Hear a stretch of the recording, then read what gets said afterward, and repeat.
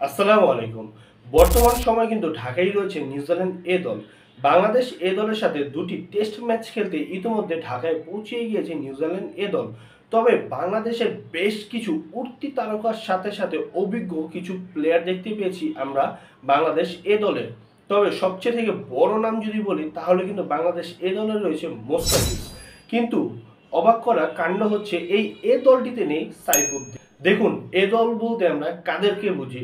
যারা national team থেকে সাম্প্রতিক সময় বাদ পড়েছে বা ন্যাশনাল টিমে ঢুকার খুবই কাছে, তারাই কিন্তু মূলত এ দলে খেলে। কিন্তু এই এ দলটিতে রয়েছে মোস্তাফিজুর রহমান।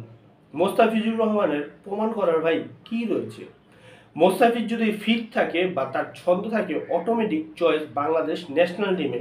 কিন্তু মোস্তাফিজুর রহমানকে এ দলে নির্বাচকরা রেখেছে। সাইফুদ্দিনের মতো ভালো একটি অলরাউন্ডারের কি ভাই এ দলে রাখা যেত না? তাকে কি একটা সুযোগ দেওয়া যেত না? তিনি কিন্তু ভাই বিপিএল এ ভালো করেছেন এবং রিসেন্টলি যে ডিপিএল গিয়েছে ঢাকা প্রিমিয়ার লিগ, সেখানেও কিন্তু তিনি ভালোই খেলেছেন। তাকে কিন্তু একটা সুযোগ দেওয়াই যেত। অপরদিকে যদি বলি শেখ মেহেদীর কথা, দেখুন শেখ মেহেদী কিন্তু বাংলাদেশের হয়ে মাত্র টি-20 খেলে যাচ্ছে। এই শেখ মেহেদীকে কি ওডিআইতে চান্স দেওয়া যায় না? বাংলাদেশের একমাত্র ফিঙ্গার স্পিনার কিন্তু এই শেখ মেহেদী। দেখুন বর্তমানে মোসাদ্দেক হোসেন সৈকতের কথা আলাপ আলোচনা করছে যে সাকিবের রিপ্লেসমেন্ট হিসেবে মোসাদ্দেক হোসেন সৈকতকে নেওয়া দরকার। তবে শেখ মেহেদীও কিন্তু একটা আন্ডাররেটেড প্লেয়ার।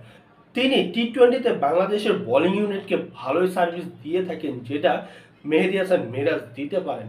মেহেদী হাসান মিরাজ যে সার্ভিসটা আমাদেরকে টেস্ট দলে দিয়ে থাকে, সেই সার্ভিসটা কিন্তু ওডিআই বা টি-20তে তার থেকে আমরা পাই না। বর্তমানে মুশফিকুর রহিম, মাহমুদুল্লাহ রিয়াদ এবং সাকিব আল হাসান যেহেতু আমাদের ওয়ানডের টিম থেকে সরে দাঁড়িয়েছেন, তাই শেখ মেহেদীকে কিন্তু একটা সুযোগ দেওয়া যায়। তিনি কিন্তু ব্যাটিংও ভালো করতে পারেন।